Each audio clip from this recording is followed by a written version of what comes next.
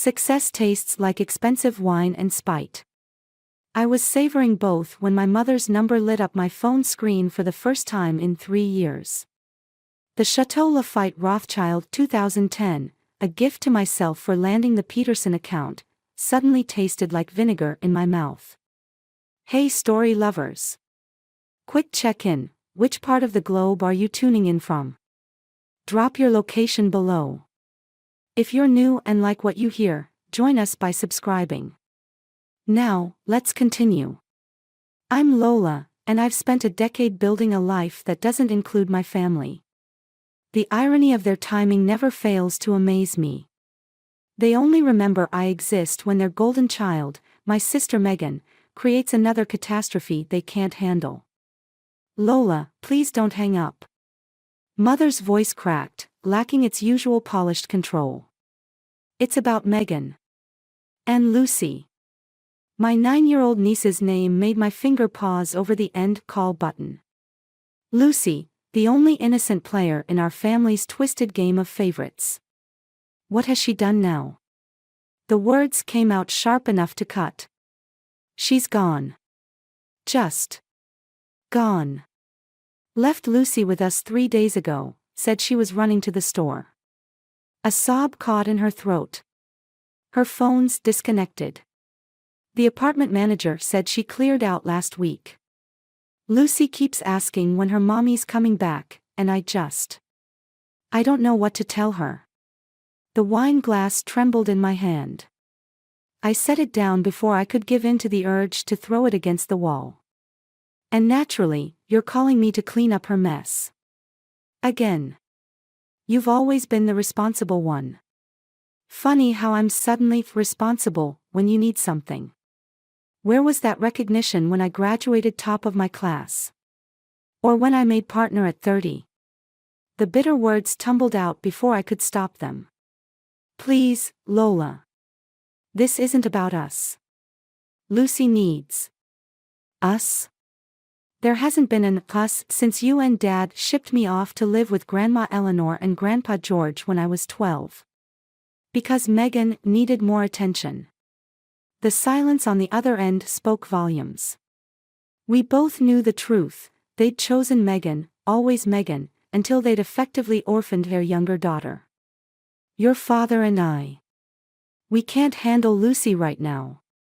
We're not as young as we used to be, and with your father's heart condition.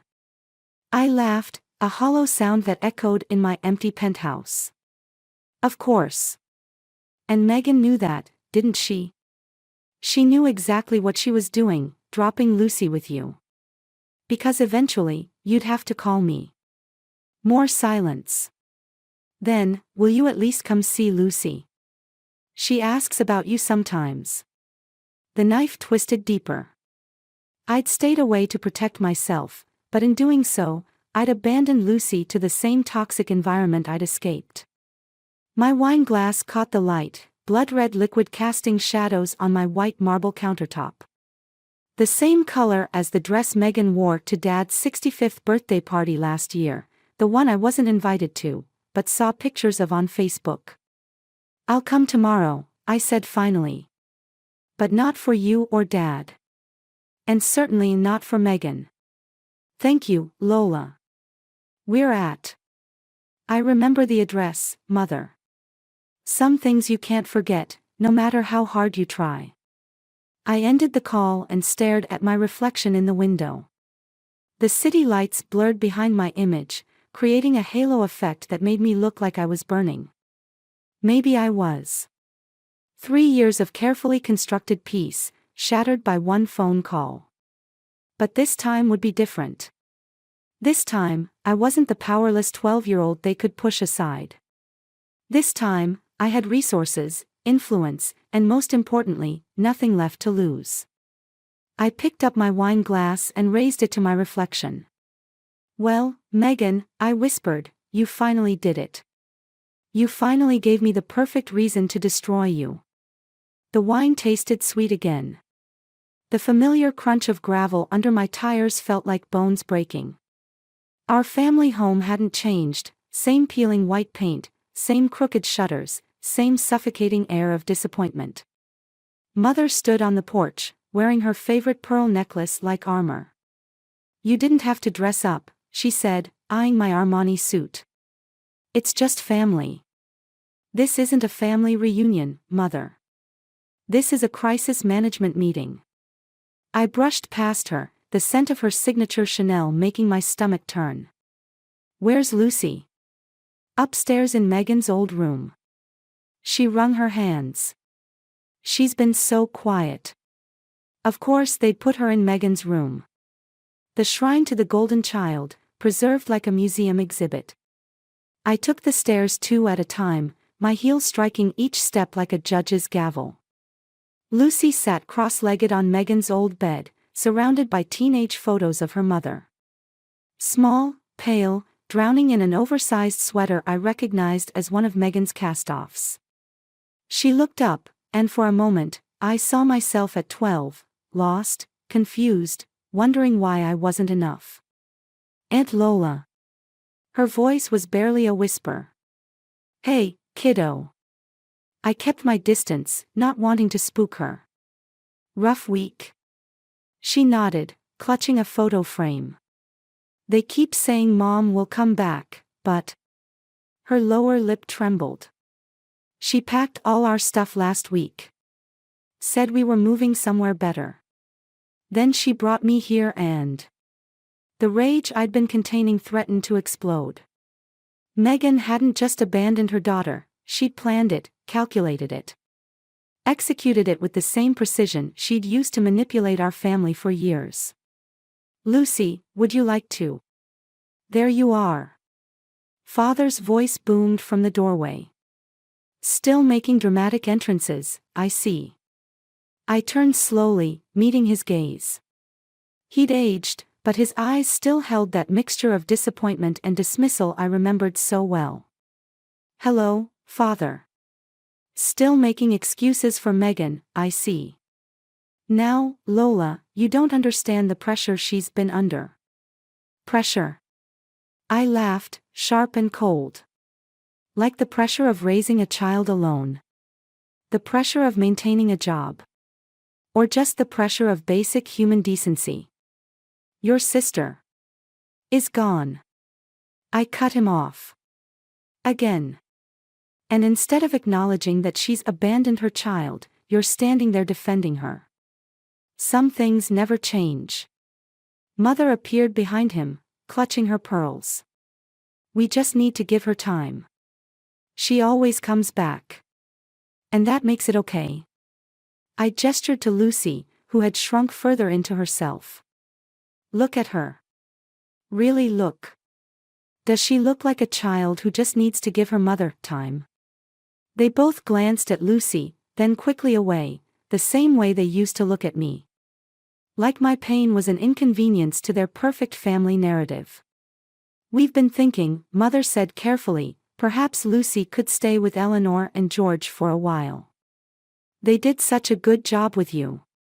The words hit like a slap. "You mean like when you shipped me off because Megan needed more attention? Because dealing with 2 children was too much work?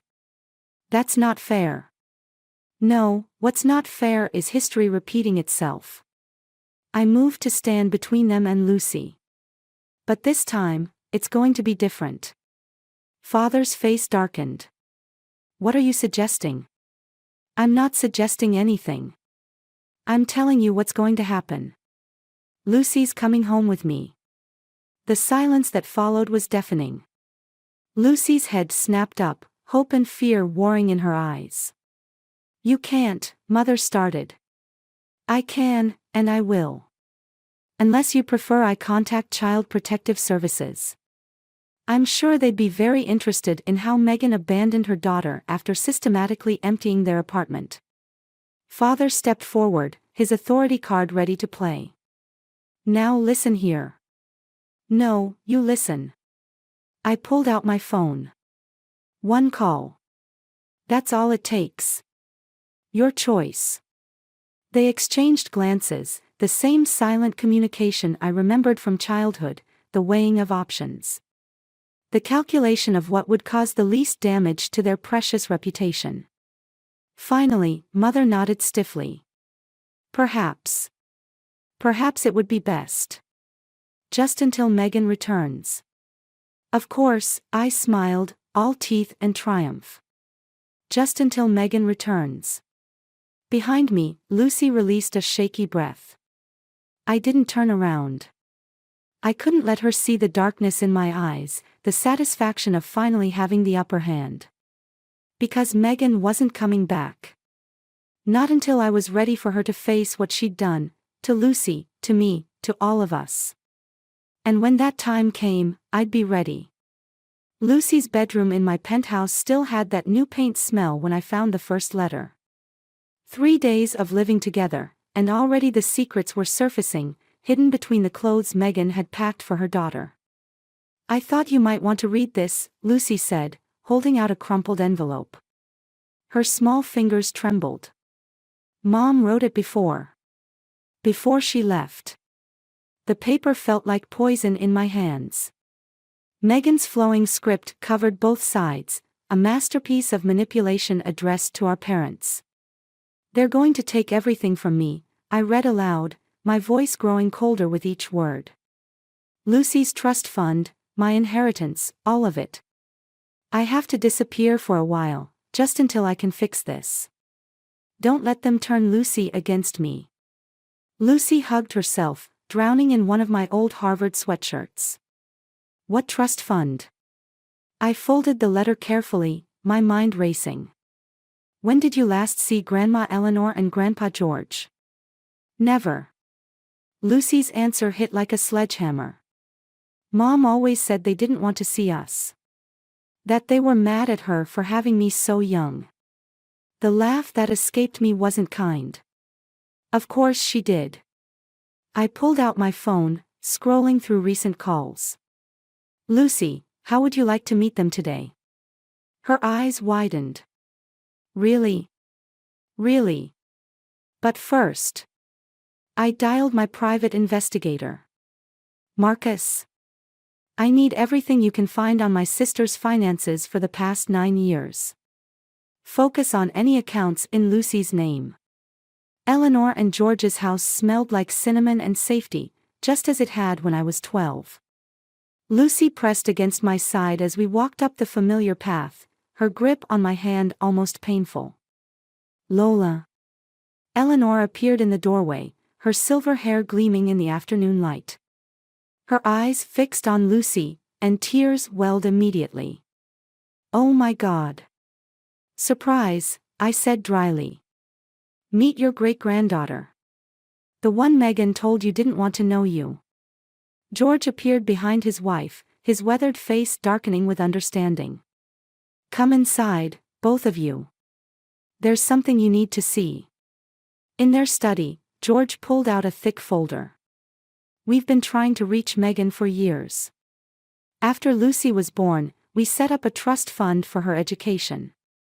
Your grandfather and I both come from old money, Lola. You know this. I nodded. My own trust fund had helped build my consulting firm. We did the same for Lucy, Eleanor continued, her voice tight. But every time we tried to contact Megan, she'd moved. Changed numbers. The lawyers couldn't find her. How much? The question burned my throat. George named a figure that made my blood freeze. It becomes accessible when Lucy turns 18, or in case of emergency, like abandonment by a parent. Lucy's grip on my hand tightened. Is that why Mom left? Because of money? No, sweetheart, I said, the pieces finally clicking into place. She left because she couldn't access it. But I bet she's been trying. Eleanor moved to her desk, pulling out more papers. The trust requires annual audits. Last month, we discovered someone tried to forge documents claiming Lucy was living with a legal guardian, your mother, Lola. The signatures were obviously fake. When was this? 3 weeks ago. The timeline aligned perfectly. Megan's disappearance, Lucy's carefully packed bags, the letter meant to manipulate our parents into compliance. She'd tried to steal Lucy's future and failed. "I have copies of everything," George said quietly. "Including proof that Megan attempted fraud." Lucy's small voice cut through the tension. "What happens to me now?" I knelt before her, seeing my own childhood pain reflected in her eyes. "That depends on you, kiddo. But I promise you one thing, your mother won't get to hurt you again. Or take my money." "No." I brushed her hair back, my voice hardening. "She won't take anything else from you." Eleanor and George exchanged looks loaded with understanding. They'd watched me rebuild myself after my family's betrayal. Now they'd help me protect Lucy from the same fate. My phone buzzed, "Marcus," with preliminary findings. The message made my lips curl into a predatory smile.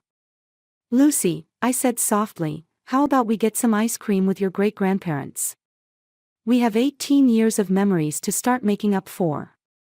And while we did that, I'd start building the trap that would ensure Megan could never harm her daughter again.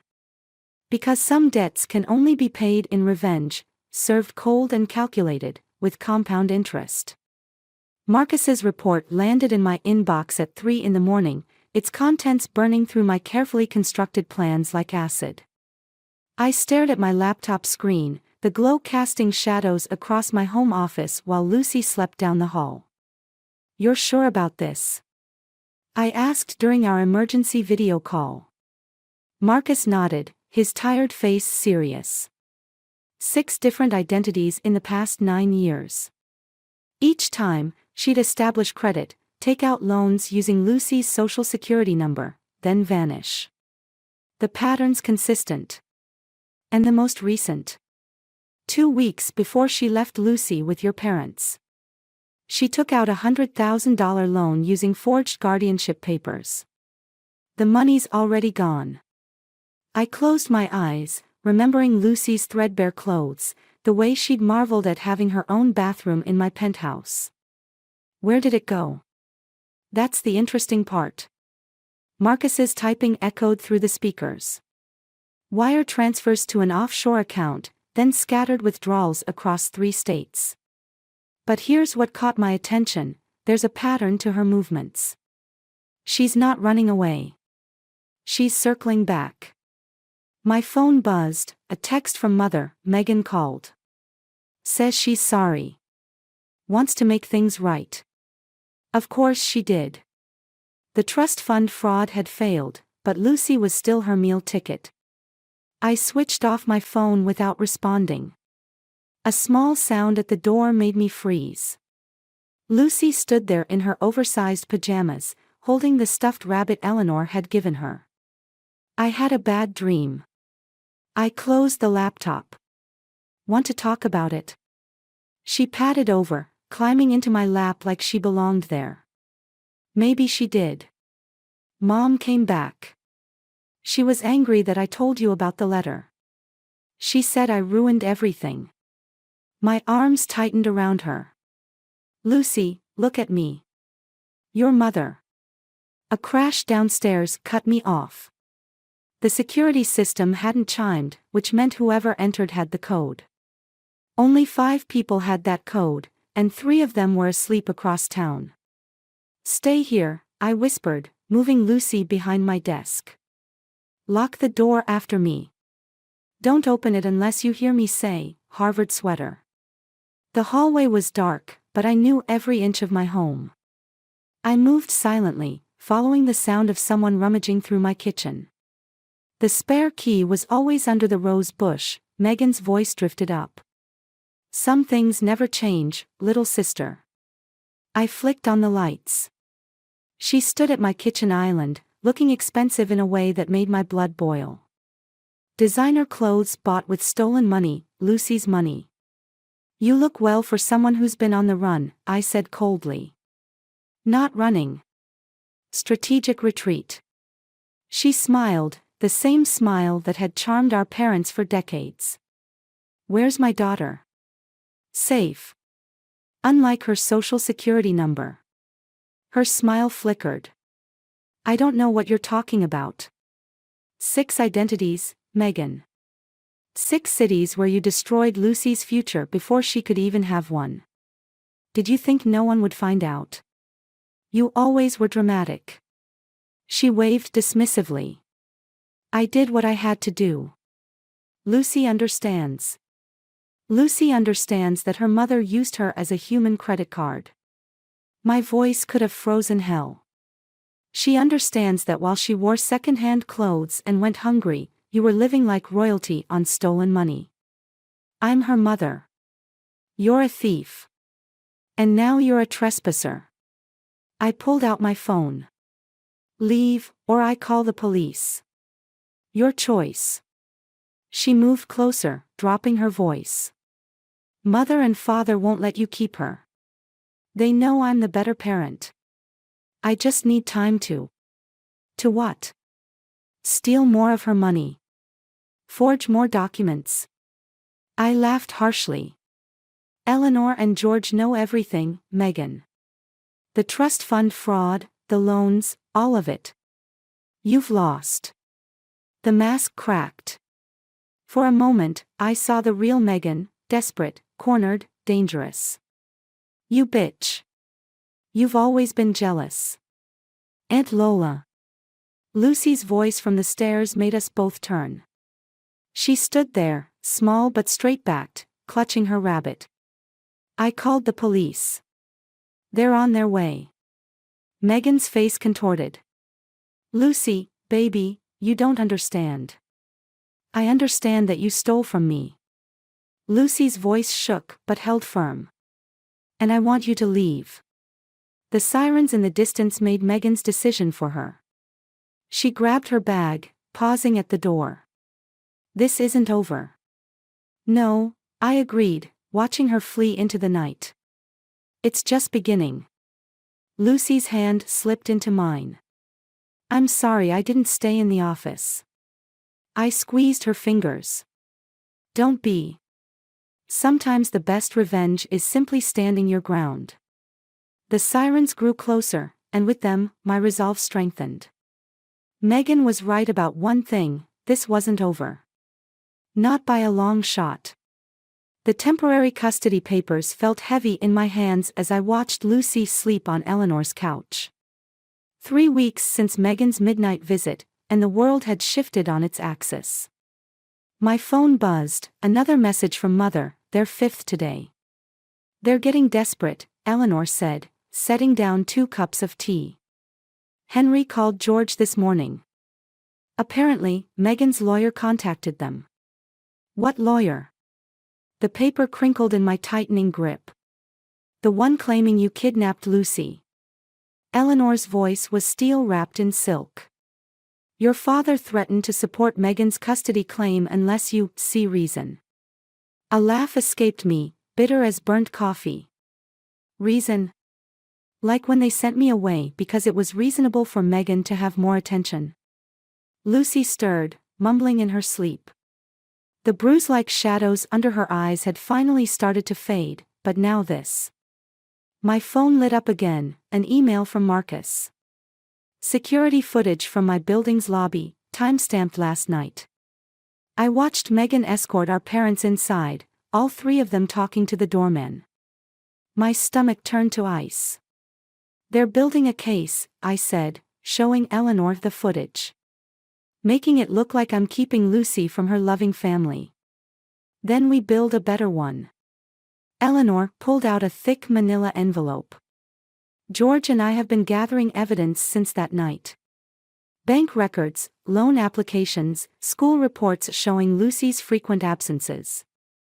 A key turned in the front door. George entered, his face grim. Lola, we have a problem. Henry's filing for emergency guardianship of Lucy.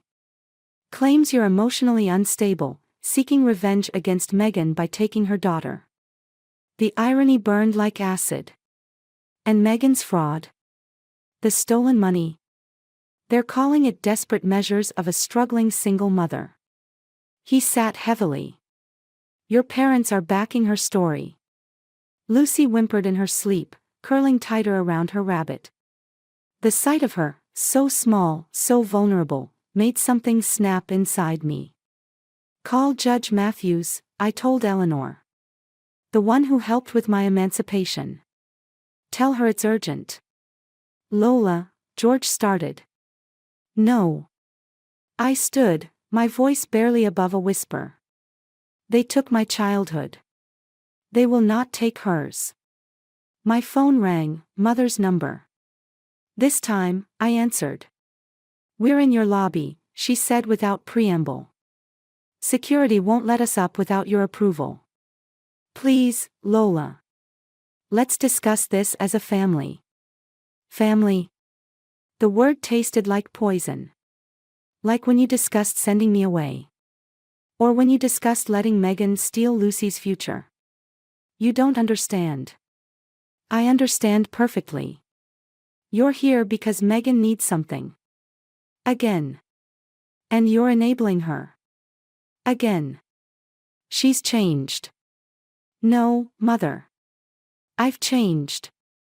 I watched Lucy sleep, peaceful for the first time in weeks. Tell Megan her lawyer can contact mine. And tell Father his threats mean nothing. I have copies of every check he wrote to cover Megan's fraudulent loans. Silence crackled over the line. Then, you wouldn't. Try me. I learned from the best, after all. Megan's not the only one who knows how to play games. Eleanor touched my arm, showing me her phone. A text from Judge Matthews, bring everything tomorrow. 9 a.m. It's not too late, Mother pleaded. We can fix this. Be a family again. Through the window, I could see them in the lobby, Mother, Father, and Megan, looking up at Eleanor's apartment. The perfect family portrait, missing only their discarded daughter and stolen granddaughter. You're right, I said softly. It's not too late. For Lucy. I ended the call, turning to Eleanor. How long until the emergency custody hearing? 3 days. She squeezed my hand. Are you ready for what comes next? Lucy stirred again, this time opening her eyes. Aunt Lola. Are they here? I moved to her side, smoothing her hair. Yes, but they can't hurt you anymore. I promise. Like you promised about the Harvard sweater. A ghost of a smile touched her lips. Exactly like that. I met Eleanor's eyes over Lucy's head. Some promises you keep no matter what. Even if keeping them meant burning every bridge behind you. Even if it meant becoming the villain in their story to be the hero in hers. The war for Lucy's future had begun. And this time, I wasn't the powerless child they could discard. This time, I was ready. The courthouse bathroom mirror reflected a woman I barely recognized. 3 hours into the emergency custody hearing, and Megan's performance had been flawless, tears, remorse, promises of change. The perfect prodigal daughter, with our parents nodding supportively from the gallery. My phone vibrated, Marcus. Bad news. The offshore account's empty. She must have moved the money again. The paper towel shredded in my hands. Without the money trail, proving Megan's fraud became exponentially harder. She'd planned this, timed it perfectly. Just like when we were kids. The bathroom door creaked open. Hiding won't help your case. Megan's voice dripped false concern. Lucy needs her mother. Like she needed you when you were emptying her college fund.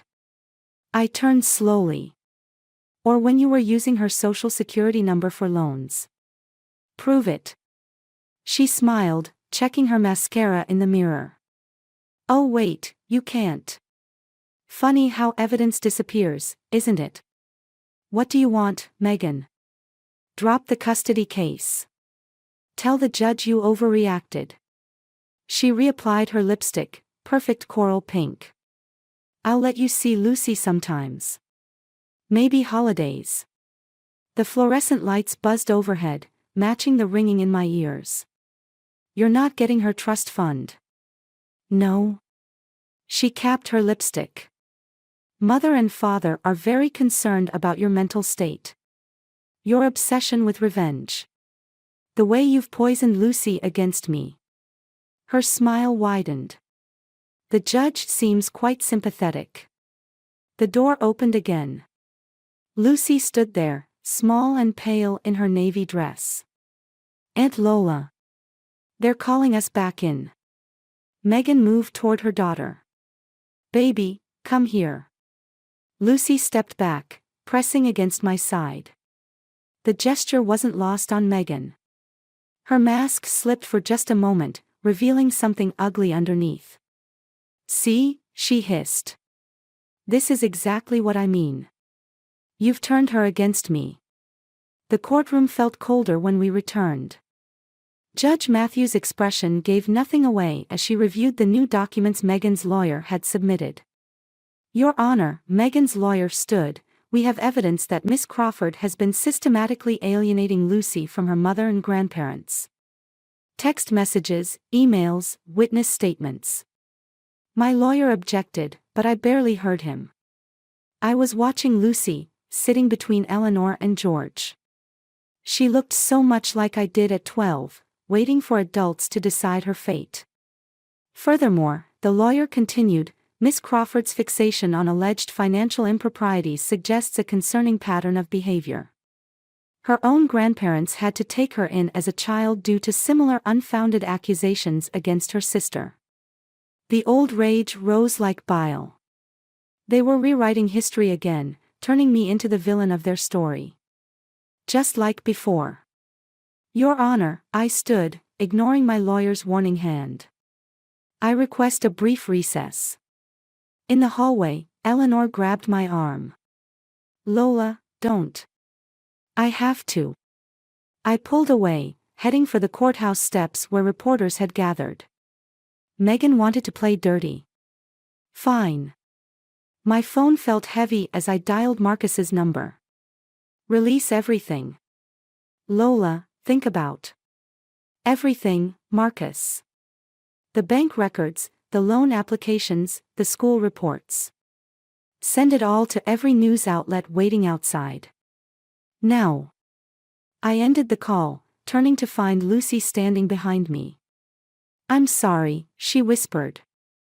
I heard what Mom said in the bathroom. My carefully constructed plans crumbled.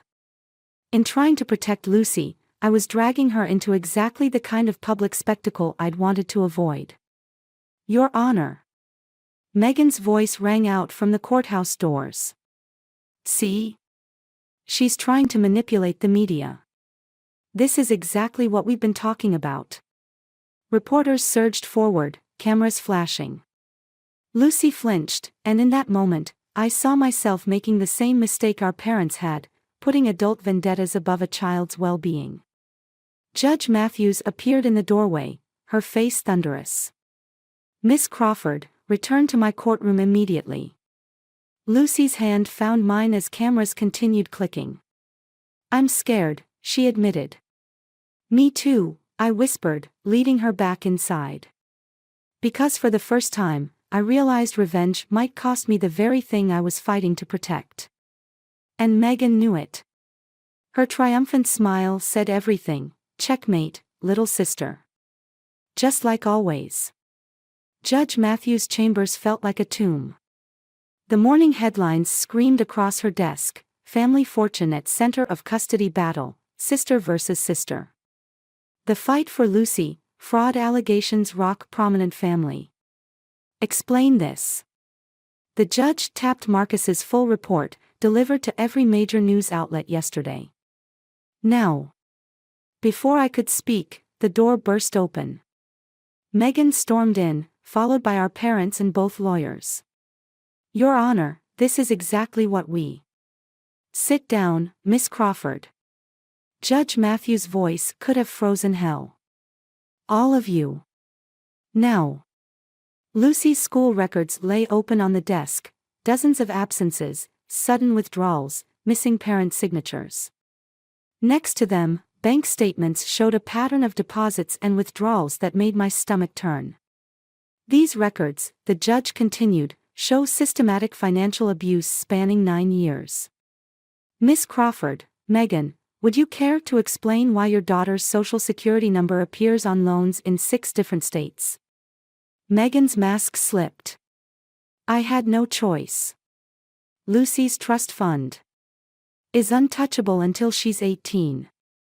Eleanor's voice cut through the room as she and George entered. We made sure of that after we saw what you did to Lola's college fund. Mother gasped. Father's face darkened. What are you talking about? The money you thought Lola spent. George's voice was steel. Megan borrowed it. With forged signatures. Just like she's been doing with Lucy's identity. That's a lie. Megan stood, desperate. They're all lying. Mother, Father, you know I wouldn't. Sit down. Judge Matthews pointed to a manila envelope. This arrived this morning. Care to explain why you were attempting to access Lucy's trust fund just yesterday? With forged guardianship papers. The room tilted. Yesterday, while she was playing grieving mother in court, she'd been trying to steal Lucy's future. Again. I needed it for Lucy, Megan's voice cracked. Everything I did was for her. Like abandoning her. The words escaped before I could stop them. Like using her identity to fund your lifestyle while she wore second-hand clothes. At least I didn't turn her against her family. No, you just sold her future to the highest bidder. Enough. Judge Matthews slammed her hand down. Where is Lucy now? With the court counselor, my lawyer answered. As requested. The judge nodded. Bring her in. I think it's time we heard from Lucy herself. Lucy entered, clutching her rabbit. Her eyes darted between Megan and me, then fixed on the judge. Lucy, Judge Matthews said gently, do you understand what's happening here? Yes. Her voice was small but steady. You're deciding if I stay with Aunt Lola or go with Mom. And what do you want? Megan leaned forward, her most winning smile in place. Baby, you know Mommy loves. Miss Crawford, one more word and I'll have you removed. The judge turned back to Lucy. Go on, sweetheart. Lucy's fingers twisted in her rabbit's fur. Last week, Mom came to my school. She said if I went with her, we'd have lots of money. That we could buy anything we wanted. Her voice shook. But she wanted me to sign some papers first. The room went deadly quiet. What kind of papers, Lucy? The judge asked. Bank papers. She said. She said if I signed them, we could get my college money now instead of later. Lucy's eyes met mine. But Aunt Lola always says education is the one thing nobody can take from you. Megan lunged forward. She's lying. Lucy, tell them you're lying. Security. Judge Matthews called sharply. As guards entered, Megan's composure shattered completely. You ungrateful little, after everything I've done. Mother, Father, tell them. But our parents sat frozen, finally seeing their golden child for what she was. Your Honor, my lawyer stood, given these revelations. Indeed. The judge's eyes were flint. Bailiff, please take Miss Crawford into custody pending charges of identity theft and attempted fraud. As for custody. She looked at Lucy, then at me. Sometimes the best revenge is living well. Don't you agree, Miss Crawford? I met Megan's eyes as the bailiff approached. For once, I didn't see my perfect older sister. I saw a stranger who'd finally run out of second chances. Lucy's hand slipped into mine as Megan was led away, our parents' stunned silence worth more than any victory speech. Sometimes justice comes not with a bang, but with the quiet triumph of truth finally heard. The Harvard acceptance letter trembled in Lucy's hands. I got in, she whispered, then louder, Aunt Lola, I got in. I caught her in a fierce hug, remembering a smaller version of her clutching a stuffed rabbit. Now 16, she stood nearly as tall as me, her dreams intact despite everything Megan had tried to steal. Of course you did. Eleanor's voice cracked with pride. She and George had insisted on being here for this moment, just as they'd been there for every important milestone since the custody battle. My phone buzzed, Mother's number. The same call she made every month, seeking reconciliation, promising change. I declined it, just like always. Mom's hearing is next week, Lucy said quietly, setting the letter down. They want me to testify at her parole board meeting. The words hung heavy in the air. 7 years into her sentence for fraud and identity theft, Megan was making another bid for freedom. Another attempt to rewrite history. You don't have to go, I reminded her. I know. Lucy traced the Harvard crest on her acceptance package. But I think I want to. Not for her. For me. Understanding clicked into place. Lucy wasn't that frightened 9-year-old anymore, just as I was no longer the angry sister seeking revenge. We'd both grown beyond the roles Megan had tried to force us into. I'll go with you, I offered. We all will, George added, his hand finding Eleanor's. The parole hearing room felt smaller than I remembered. Megan sat at the front, prison pale but still beautiful, still wearing manipulation like perfume. Our parents sat behind her, older, grayer, but still choosing her side even after everything. Lucy stepped up to the podium, her voice steady. My mother taught me something valuable, she began. She taught me that family isn't about blood or obligation. It's about choice. Megan's perfect mask cracked slightly. Every day, we choose who we want to be, Lucy continued. 7 years ago, my aunt chose to protect me instead of seeking revenge. She chose to build something new instead of destroying something broken. I felt Eleanor's hand slip into mine. So today, I choose to. Lucy met Megan's eyes directly. I choose to forgive you, Mom. Not because you deserve it, but because I deserve peace. I choose to succeed despite you, not because of you. And I choose to leave the past where it belongs, in the past. The parole board shifted, papers rustling. Mother dabbed at her eyes with a monogrammed handkerchief. Father stared straight ahead, seeing but not understanding, just like always. Harvard, Megan said suddenly. You got in. Lucy nodded once. I had dreams like that once. Something genuine flickered across Megan's face, regret, perhaps, or recognition of what she'd thrown away. I know, Lucy replied. The difference is, I'm actually going to achieve mine. We left before the board announced their decision. It didn't matter anymore. The real victory wasn't in Megan's punishment or my revenge. It was in the young woman walking beside me, head high, future bright. Back home, Lucy pinned her acceptance letter next to my old Harvard diploma. Think they have enough room in the economics department for another Crawford? They better. I smiled, watching her arrange the pins just so. Though technically, you're a Crawford Mills now. She turned, her expression serious. The adoption papers came through. I nodded. We'd filed them months ago, but the timing felt right to share now. If you want to sign them. Lucy launched herself into my arms, just like she had that first night in my penthouse. I've been your daughter since the day you chose me over revenge, she whispered. My phone buzzed again, Mother, persistent as ever. But this time, Lucy reached over and declined it for me. Some choices, she said wisely, you have to keep making every day. I looked at our reflection in the window, aunt and niece, guardian and ward, now mother and daughter. All by choice, not chance. Not revenge or obligation or guilt.